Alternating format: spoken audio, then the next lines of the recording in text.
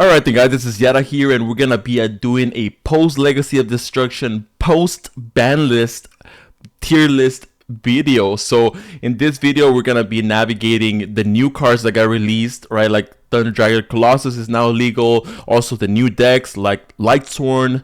We're talking about the Terratop being at 3. We're talking about the cards that got banned like Baron, Savage, and all those cards. So if you have not seen the ban list, just a brief summary. The forbidden cards or the banned cards are Linkuriboh, Baron the Floor, Borlo Savage, Summon Limit.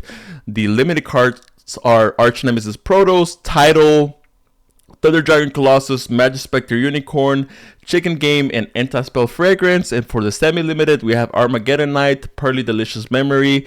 And for the unlimited cards that you can use at 3, we have Destiny Hero Malicious, Orcus Harpoor, Speedroar Terratop, and Sky Striker Mobilize Engage. So yeah, let's talk about this post-Legacy of Destruction, post-ban list, tier list video. So yeah, right off the bat, we're gonna have pure Thunder Dragon.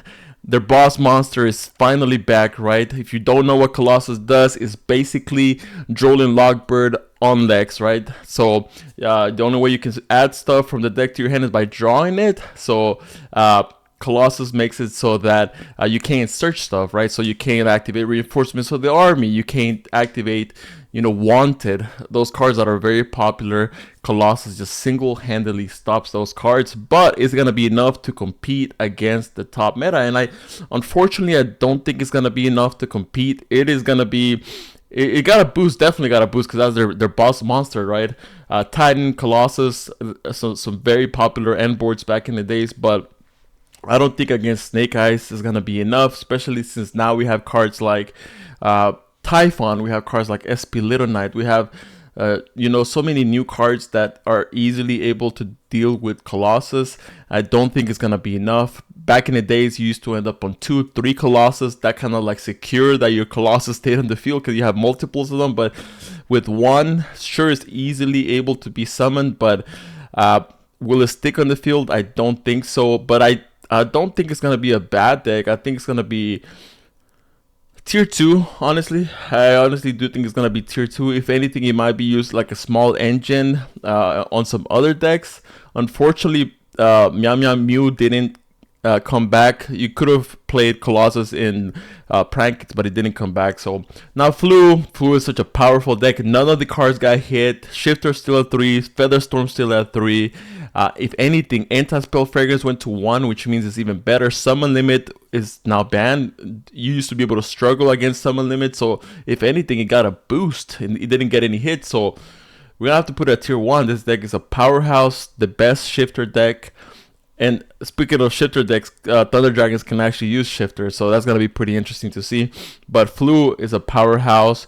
If you don't have a way to answer their normal summon, they can just full combo Rabina.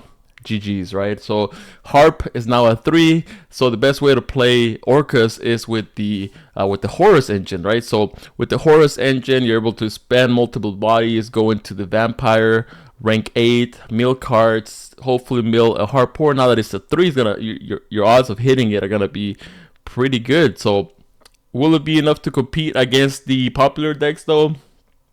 We will see. We will see. If anything, I'll put it at tier 2 for now.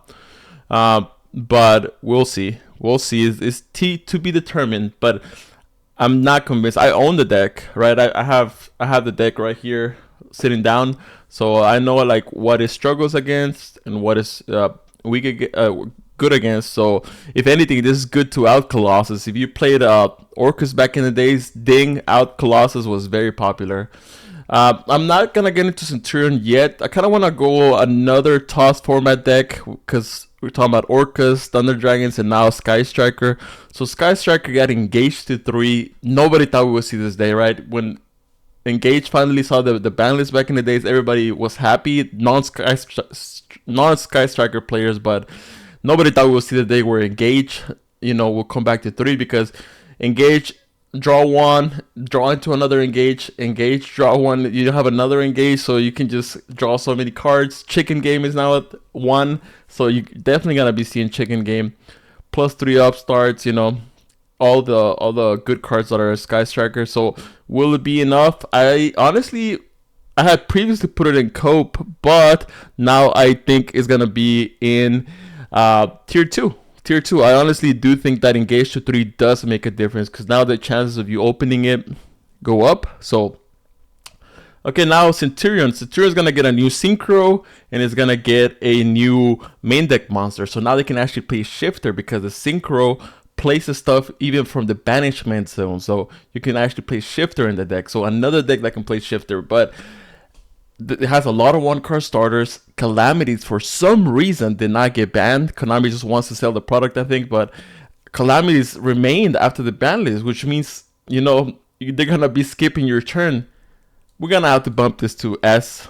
Honestly, this deck with the new support, being able to play Shifter, none of the cards got hit. Bonfire still at 3. All the starters are still, you know, max capacity. Has to be tier S. I don't think anybody could dispute that. So now we're talking about Ashen. Ashen is getting a new fusion that's able to pop cards when they activate.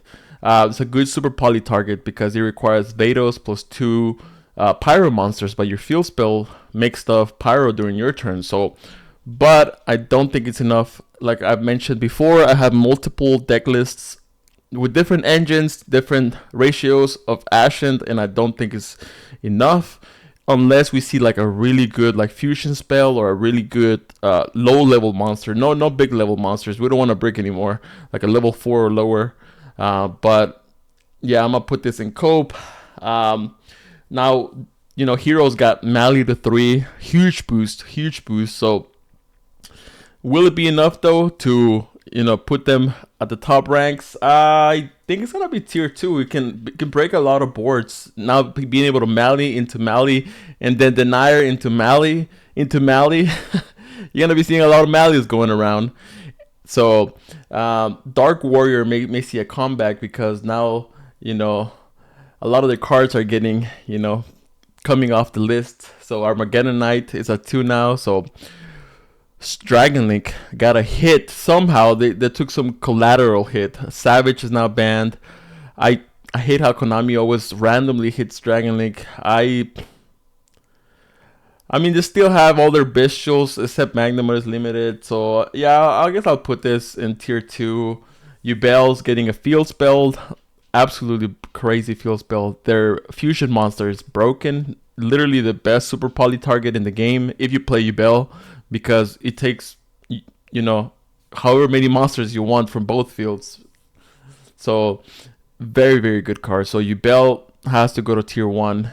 It's a really, really good deck, especially post Legacy of Destruction. Very good deck. So Kashtira didn't see any hits. Shifter still at 3. Kashtira being able to play sometimes close to 20 non-engine cards, like pure Kashtira. Absolutely crazy. So tier 1 has to go to tier 1. You're gonna continue to see Kashtira, you know, dominate things. Unfortunately, Baron is banned, so you won't be able to like special summon out Unicorn or Fenrir, normal summon out Ash, go Baron, activate Birth, special summon the Kashtira monster that you sent. That won't be the case anymore. Pure Snake Eyes took a big hit. Linkuriboh gone, Savage gone, Baron gone. Strict pure Snake Eye hits. I don't think people are gonna play pure anymore. I honestly don't think it's gonna be good. So I'll put this at tier 2. I don't think it's gonna be good. So now we're talking about the Turbulence deck. The Turbulence deck, Rescue Ace. So Rescue Ace with Snake Eyes, with Poplar and Wanted and all that stuff. It's a good deck. Being able to set up multiple interruptions that don't lose to talents. The trap cards help you play around talents. Very, very good deck. Definitely tier 1. Tier 1. Way better than the Snake Eye variant now. The pure Snake Eyes. Now we're talking about the king of the room right now. Fire King Snake Eye. Fire King Snake Eye is going to be the most popular way to play Snake Eye post Banlist, because you don't really end up on like Baron and Savage on that variant. You kind of just want to like rely on your Kirans or your Garunixes and stuff like that. So you're definitely going to be seeing the Fire King Snake Eye deck. That's the most popular Snake Eye variant, so prepare for that. Now we're talking about runic decks that are not stun. All the runic decks that are not stun. So we're talking about like Furhire Runic, Sprite Runic, Life Twin Runic. It's a decent deck. They're decent, but I will put them at tier 2. I would definitely put them at tier 2. Infernoble, unfortunately, he sold it. Probably is never gonna come back if we're being honest. There's so many 1-card starters with the Soul Eagle, so it has to be tier 2. I mean, I know the lines. I know the Ib lines. I know the Dempsey lines. I know the Poplar lines. I know the Banshee lines. Yeah, all that. I know the lines, and I still don't think it's gonna be at the top. Unfortunately, Pearly got Delicious back to 2, which is huge, because the odds of you grabbing it off your continuous go up, and now if it gets banished, you have another one in deck, right? So that's huge. That's huge. Your Pearly's gonna be hitting more, so I think it's gonna be a tier 1 deck. It's a Zeus Turbo can side shifter. Pearly definitely got a huge boost in power. Now we are gonna be talking about everybody's favorite ritual deck nowadays, the low dot deck, Skull Guardian dot deck. So this deck is gonna get a new continuous spell that's gonna be very good. You're gonna be able to recycle your trap card. Now you got another ritual monster as well that's gonna allow you to draw more cards. I think post Legacy of Destruction, it didn't see any hits in the ban list. So post Legacy of Destruction, this is gonna be a powerhouse. One of the few Omni Negates that Konami still allows that's popular, right? Skull Guardian, so definitely has to be at the top, tier S, an absolute powerhouse. Prosperity is still at 3, which they like to play Prosperity.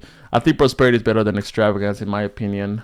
The Gold Sarcophagus deck is, just going back on your memories, right? If you want to play gadgets, if you want to play, all those fun back in the day cards, but like a retrain of them. I unfortunately, I think it's Cope. I don't see their win condition, if I'm being honest. We're talking about all the Pendulum decks, Magic Specters, now that Kieran is back. All the Pendulum decks, basically. I think that Pendulums, unfortunately, is a relic of the past. And I think Konami realizes this. That's why they're releasing more cards off the ban list. Konami definitely doesn't want it to come back to when Pendulums were tearing things up. A lot of people quit Yu-Gi-Oh! Because of that. So they definitely don't want it to come back to that point. So even now, with all the stuff that's getting off the ban list, I definitely don't see them doing anything. Branded, Gimmick Puppets still legal, Sanctifiers legal. They didn't hit anything. If anything, they hit Anti-Spell Fragrance, which is a good counter versus them. So Branded, Branded, I'm gonna have to put this at the top. I really do have to put them at the top. Being able to play Super Poly, being able to break boards, especially now that no Savage, no Baron, Anti-Spell Fragrance at 1, ban, Summon Limit, like they're gonna be able to tear through boards.